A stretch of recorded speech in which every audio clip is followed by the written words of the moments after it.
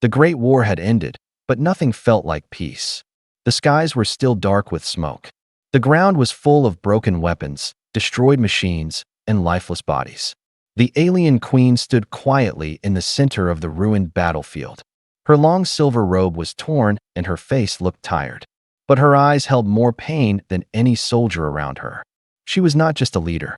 She was a mother who had lost her child. In her hand, she held a small bracelet. It was made of rare stones from her homeworld. Only one person had ever worn it. Her daughter, Princess Lyra. The queen had given it to her daughter on the day she turned 5 cycles old. It was meant to protect her. Now the bracelet was cracked and covered in dirt. Soldiers had found it near a collapsed bunker during the final attack. No body was found, but everyone believed the same thing. The princess was gone. Reports came from her generals. "We're sorry, my queen." The princess could not have survived. The enemy overran the sector. Others gave more cold, formal updates, speaking of tactical errors, destroyed escape pods, and missing soldiers. But to the queen, all those words were noise. Her daughter was lost, and that was all that mattered. Still, something inside her refused to accept the truth. A mother knows. She knows when her child is truly gone. And she felt something different. It was not hope, it was something deeper. A pull, a heartbeat, something invisible but strong. She knew her daughter was not dead. She just didn't know where she was. Her people mourned. The empire fell into silence. Statues were built in memory of the young princess. Songs were sung about her kindness and courage. But the queen ordered no funeral. She told her closest advisors, "There will be no grave. Not until I see the truth with my own eyes." Secretly, she sent out search teams. Not just soldiers, but spies, travelers, and ancient seers. They were ordered to search every star system, every prison, and every forgotten world. The queen spared no expense. She gave her royal seal to anyone who joined the search. Many went. Some never returned. The galaxy was too large, and the clues were too few. After 3 years, most had given up. Still, the queen waited. Every day, she stood by the crystal window in her chamber, watching the stars. She did not smile. She did not laugh. Her once loud and warm voice had become quiet and cold. Only her loyal guards and her healer remained near her. Rumors spread through the empire. Some said the queen had gone mad. Others whispered that she had seen ghosts. But none dared speak those words in front of her. Then, one quiet evening, a strange message arrived. It was not sent to her directly, but intercepted by her deep space signal tower. The message was old, hidden under several code layers, and written in a human dialect. The translator almost dismissed it, but one word caught his eye: Lyra. That was enough to send it straight to the queen. The message was short, only a few seconds long. It was audio only. A deep male voice spoke in broken alien language.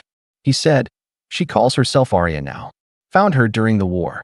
She's strong, smart, not human. Thought someone out there might want to know." That was it. No name, no location, no proof. Just a voice and a name, but the queen froze. Her hand tightened around the bracelet. Her heart began to beat fast for the first time in years. That voice did not lie. It had no reason to. And the name, Arya, sounded so close to Lyra. Was it possible? Could this be real? She ordered her team to track the signal. It was traced back to an old human sector near the outer edge of the galaxy. A war-torn zone, mostly abandoned now. No governments ruled it anymore. Only pirates, mercenaries, and ghosts of the war. Still, she sent scouts quietly. If the child was really there, and if she was truly her daughter, they had to bring her back. The queen did not sleep that night. She sat alone in her chamber, holding the bracelet and whispering her daughter's name again and again. She remembered her child's laugh, her eyes, and her strange habit of dancing to music only she could hear. The queen wiped a tear from her cheek and said softly, "Stay alive, my child. Just a little longer." The search had failed before, but now there was a light in the dark, and it came from a human warrior, a stranger who had no reason to help, and yet might be the one who brought her daughter home. The queen stood the next morning with strength in her step and fire in her voice. "Prepare the royal ship," she ordered. "If this human has my child, I will meet him myself." And so, a new journey began, not just for a mother, not just for a queen, but for an empire that had nearly forgotten what hope felt like. Asterisk, the human warrior's message's voice wasn't meant to reach a queen. He had spoken into an old, half-broken transmitter deep inside a forgotten mining station floating on the edge of dead space. His message was simple, tired, and filled with quiet worry. He didn't know who would hear it. He only knew someone needed to. Marcus had been a soldier once, a human warrior who fought in the last wave of the Galactic War. He wasn't famous. He wasn't powerful. But he had survived places others didn't, and one of those places had changed his life forever. That's where he found her. A girl. Quiet. Dirty. Starving. Not human. Not fully, at least. She had strange eyes, bright silver with a golden ring around them. And even though she was just a child, there was something ancient in her stare. He had found her in a hidden bunker, locked inside a metal cage. The enemy base had collapsed during the attack. Marcus was the last one searching for survivors. He could have left her. He should have. But something made him stop. When he opened the cage, she didn't run. She just looked up at him and whispered a single word, "Mama." Marcus didn't know what that meant to her, but it struck him hard. She looked half dead, like the war had stolen everything from her. He gave her water, food, and wrapped her in his own coat. There were no orders for what to do with alien children. He was supposed to report her. Instead, he took her with him, told his unit she died in the blast, and disappeared. Years passed. He raised her in silence. He moved from one broken world to another, hiding from warlords, smugglers, and scanners. He taught her how to survive. She never spoke of where she came from, but she had dreams. She would wake up crying, speaking in strange languages. Sometimes, she drew shapes in the dirt, stars, crowns, a palace with tall glass walls. Marcus began to suspect the truth. She wasn't just anyone's child. He named her Arya. She called him Mark. She grew strong, fast, and smart. She never asked about her past, but Marcus knew the day would come when she'd demand answers. He tried to protect her, to delay the truth, but her powers made hiding impossible. She could sense danger before it came. She could lift metal with her mind when scared, and her voice could calm wild beasts. One night, Marcus was repairing a signal tower for trade supplies. Arya stood nearby, staring at the sky. Then she asked him, "Did I come from there?" She pointed toward the stars. From somewhere bright. Marcus had no answer. That night, after she fell asleep, he recorded the message. It wasn't for her. It wasn't even for him. It was for whoever had lost her. He hoped someone out there still cared. He didn't give names. He didn't explain everything. Just enough. He called her Arya. Said she had royal blood. Said she was alive. That she was raised far away from the war. And then, he ended the message with a warning. They're looking for her. I can't hide her forever.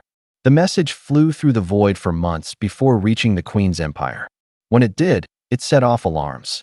No one expected a human transmission from that sector. But the words matched something important. The royal DNA patterns stored. Long ago, the guards took the message to the highest level. And when the Queen heard it, her silence cracked. Marcus, of course, didn't know any of this. He was living quietly, thinking maybe the message had vanished. But far away, the Queen was already planning. She had heard the name, Arya, and even though it was not the name she had given her daughter, it was close enough to make her heart tremble. And the voice, it sounded real. Tired, yes, but honest. Not a trick, not a trap. She ordered her agents to find the source. And this time, she didn't just hope.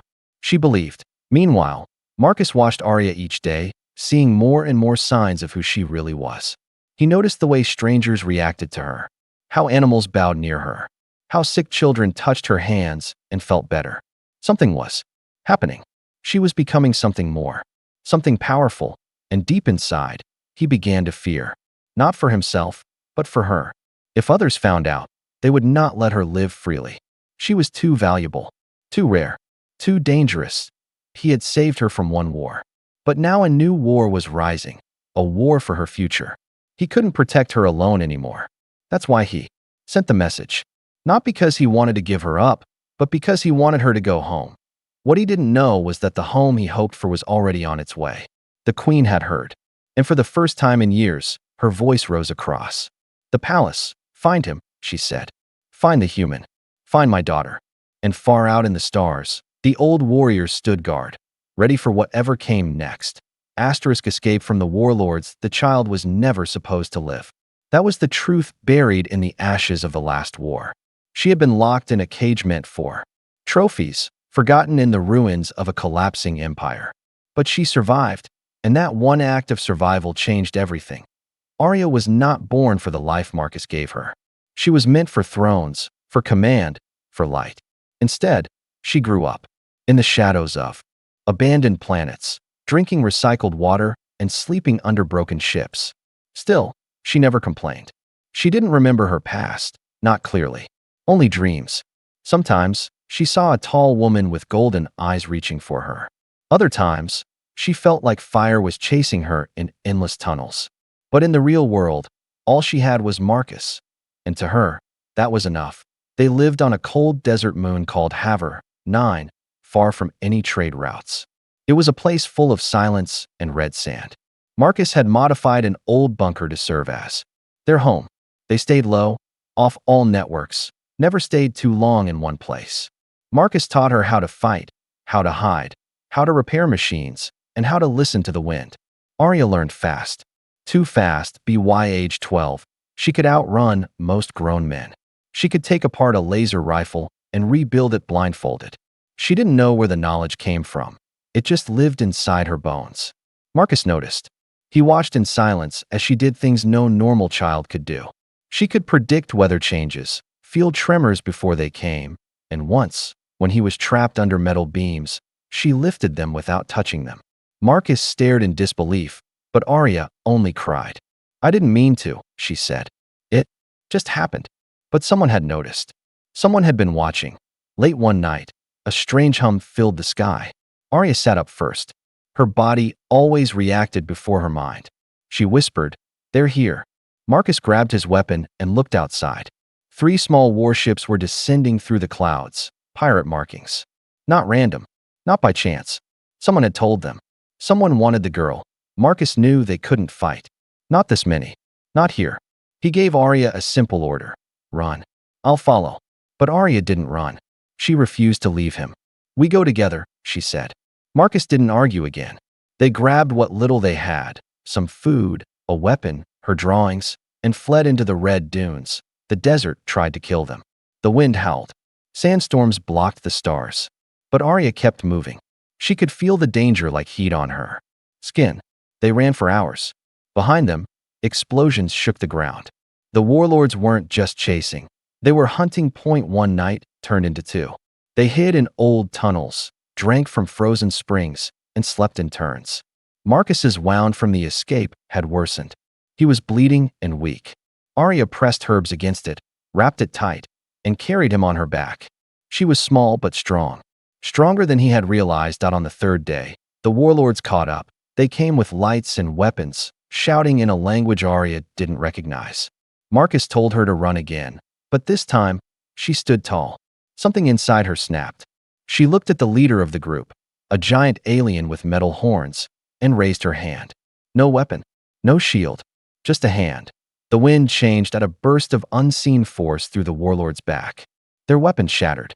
Their ships lost power. The earth itself trembled beneath Arya's feet. Marcus watched in silence, too weak to stand, too shocked to speak. Arya was glowing, not brightly, but enough to make the sand shine around her. The warlords ran. Not from Marcus, not from guns, but from the girl. When it ended, Arya collapsed beside Marcus. "I don't know what I am," she whispered. Marcus pulled her close. "You're mine. That's enough." But now he knew. She wasn't just special. She was powerful and dangerous in the eyes of those who wanted control. Keeping her hidden wasn't enough anymore. They needed answers. They needed truth. They moved again, farther than ever before, toward a system with old ruins and forgotten tech. There, Marcus hoped to find data, anything that could explain what Arya truly was. What they didn't know was that they were no longer alone. Across the stars, sensors had picked up the energy Arya released. Royal satellites caught the signal. And on a distant throne, a mother opened her eyes wide. Her daughter had just roared in the dark, and the galaxy had heard her. Asterisk, the girl who became a fighter they used to call her lost. Now they whispered a different name, the Flame Child. But Arya didn't care about names. She cared about survival. Not just hers, but Marcus's too. He had raised her, fed her, protected her. And now, he was dying. After the warlord's attack, Marcus's injury grew worse. His steps were slow. His breath came heavy. The wound refused to heal.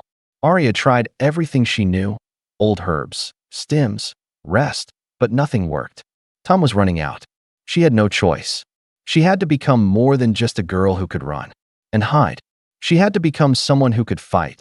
They hid in the ruins of a long-dead station orbiting a dead moon. The place was full of silence, dust, and ghosts of old wars. Arya found training droids and broken defense systems. While Marcus slept, she rebuilt them. At first, the machines sparked and failed. Then they moved. Then they attacked. She faced them alone, over and over, until her arms ached and her skin bled. She studied old warrior codes from forgotten human files. She trained in the ways of both humans and aliens, combining speed with instinct, memory with fire. Her body grew stronger, leaner, faster. But it wasn't her strength that changed the most. It was her mind. She no longer feared what she could do. She no longer tried to hide it. The power inside her, the one that had thrown back the warlords, was part of her. And now she began to understand how to call it. She would stand still, close her eyes, and breathe deeply. The power would hum beneath her skin, rise like heat, and sharpen her senses. She could hear machines 2 floors above, feel life in the dirt, sense lies in a voice. It didn't come easy. Sometimes it overwhelmed her. Once, she accidentally cracked the metal floor beneath her feet. Another time, a scream burst just from her anger. But slowly, she learned control. And with it, purpose. Marcus woke one night to find her balancing on one hand, her body still and her eyes closed. He watched in silence. Then he said, "You're not a child anymore." She opened her eyes and replied, "You never treated me like one."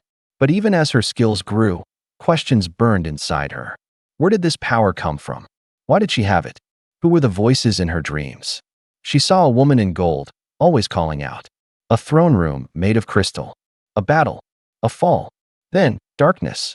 She never told Marcus everything. She didn't want him to worry. But the dreams grew clearer. And one day, she spoke a name she didn't remember learning. Varela. Marcus froze. "What did you say?" "Varela," Arya repeated. "I keep hearing it." He pulled out a data pad, shaking. He showed her a photo taken from a damaged alien archive, an image of the alien queen, standing beside a young girl in royal colors.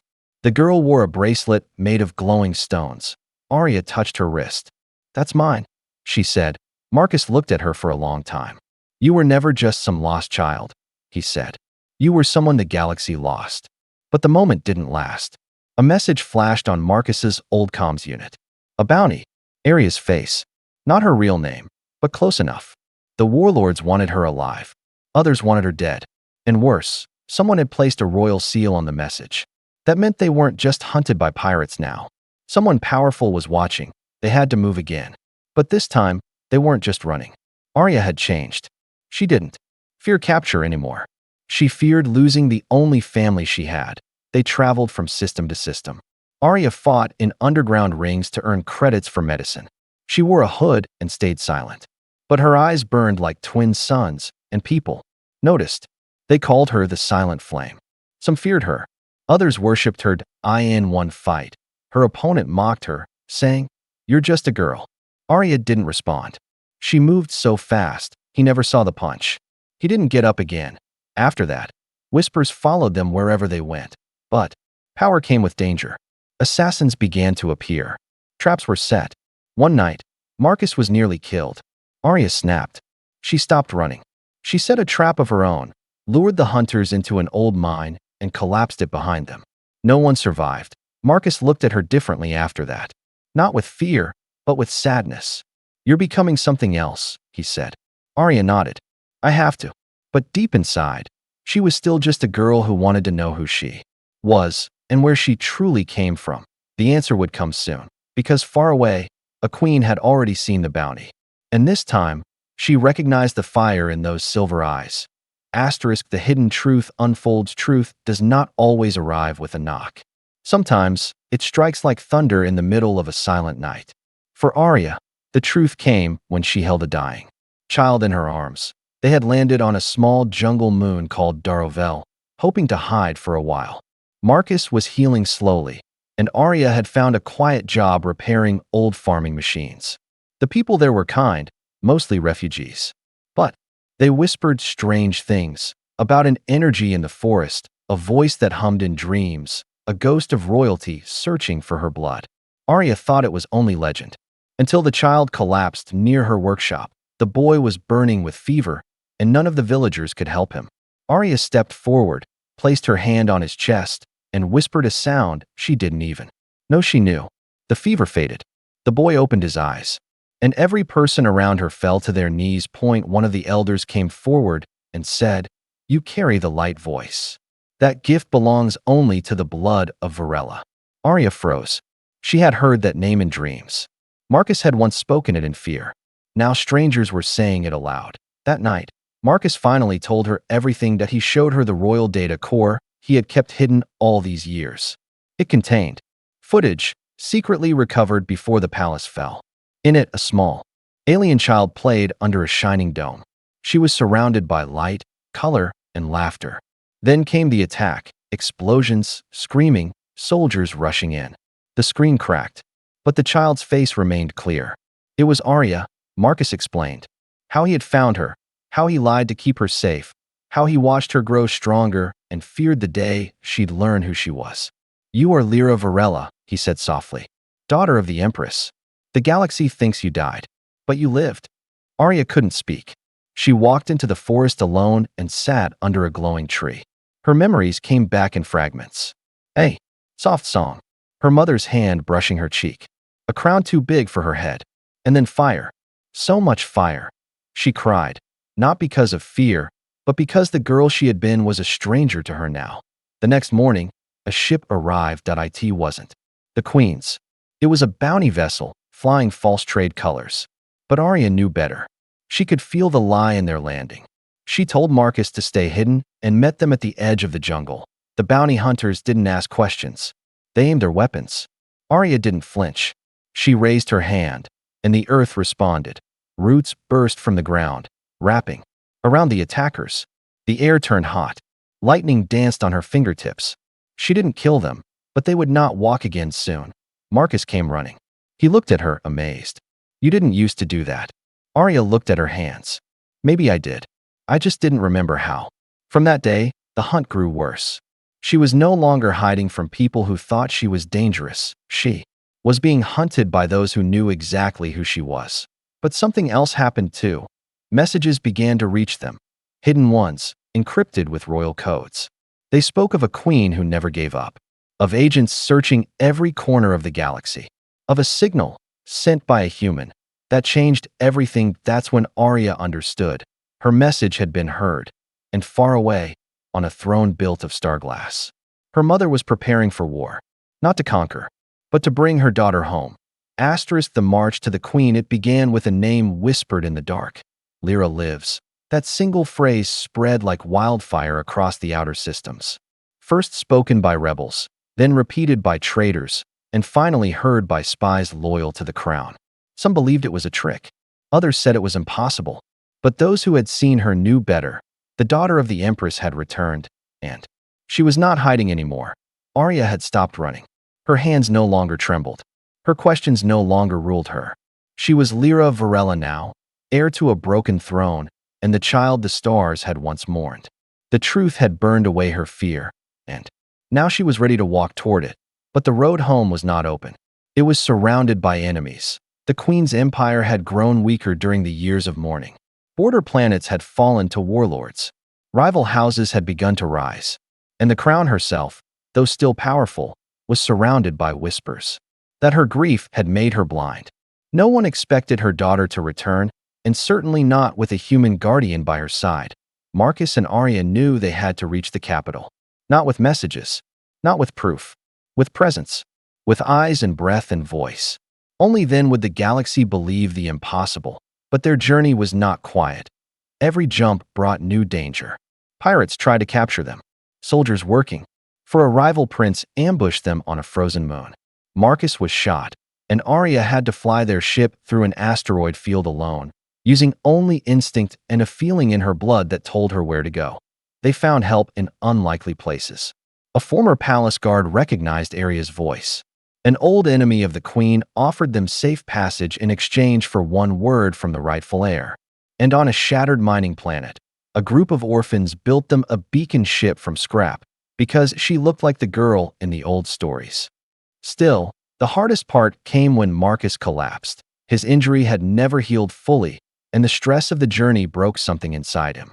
Arya sat beside him in a small cave on the edge of a burning desert world. His breathing was slow, his skin pale. For the first time, he looked old. He smiled weakly and said, "You're strong enough now. You don't need me." But Arya shook her head. "I do. I always will." Marcus coughed and whispered, "Then keep going. Even if I can't." She carried him to the ship, set coordinates for the capital, and with tear-stained eyes, took off. Through enemy airspace. When they entered the final system, alarms blared. Unknown vessel. No clearance. No escort. Enemy signals converged, but Arya did not turn back. She sent out a single message, encrypted with a royal code long thought dead. "This is Lyra Varela, daughter of the Empress. I am coming home." That signal reached the palace, and the queen, standing before her council, dropped her royal staff. She whispered one word, "Lyra." As enemy ships prepared to fire, a sudden fleet of golden-armored defenders shot out. From the capital, they cut through the attackers with deadly precision. The queen had waited years for that signal, and she had never stopped preparing for this moment. Marcus, weak but awake, watched from the ship's window. She came back, and the stars made way.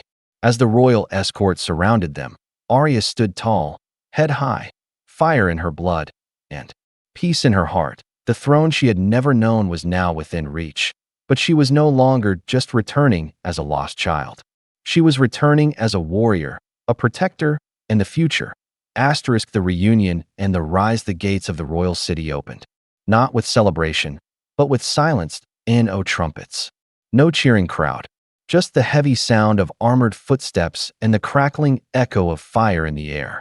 The sky above the palace was storm gray, and lightning danced across the distant spires. Soldiers lined the landing platform, unsure if they were welcoming a ghost or a savior. Then the hatch opened, and she stepped out. Not the child they remembered.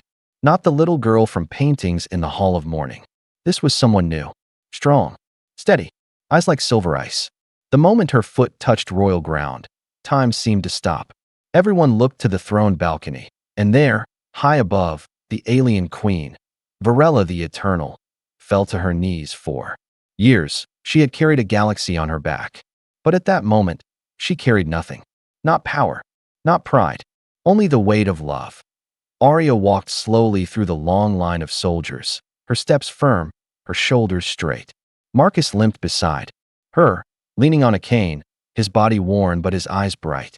Every step they took was a step against history, against the belief that loss was forever. The queen came down the stairs herself, her robe dragging behind her. No guards, no speeches. When she reached Arya, she didn't speak. She just reached out and touched her daughter's face. And Arya, who had walked through fire and fear and war, closed her eyes and whispered one word, "Mother." Tears fell, not just from the queen, but from soldiers, nobles, and even strangers who had only heard stories. The impossible had become real. The air had returned, but the moment of peace did not last long. Explosions rocked the sky. Missiles fell from enemy ships, trying one last desperate strike. The rival prince, one who had long waited to claim the throne, had sent a final command to destroy the capital before the queen could announce her heir. Palace shields held for only seconds. Then, something no one expected happened. Arya stepped forward, raised both hands, and called out in a voice older than memory.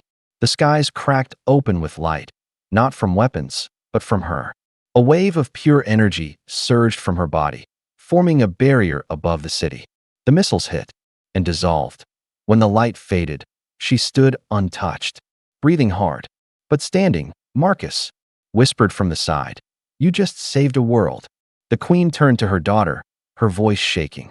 "What do you want to be, child of stars?" Arya looked at the people around her, the broken, the brave, the lost, and answered, "Not a ruler. A protector." The council tried to speak. Tradition demanded she take the throne, that she become empress. But Arya shook her head. I will not sit while others bleed. I was raised to fight, not to command from walls. Let me rebuild what the war destroyed. Let me walk with the ones still in pain. And so a new title was created, one never spoken before in the Empire, the Flame Daughter, a guardian of peace, a shield of the broken, a light in the dark. And though she did not wear a crown, her name echoed louder than any ruler's. Lyra Varela, born a princess, raised by a human, returned as a legend. And beside her, always, stood Marcus, the man who had chosen love over orders, and who now watched the galaxy rise again in her name. The stars had taken her once. Now, she belonged to them, forever.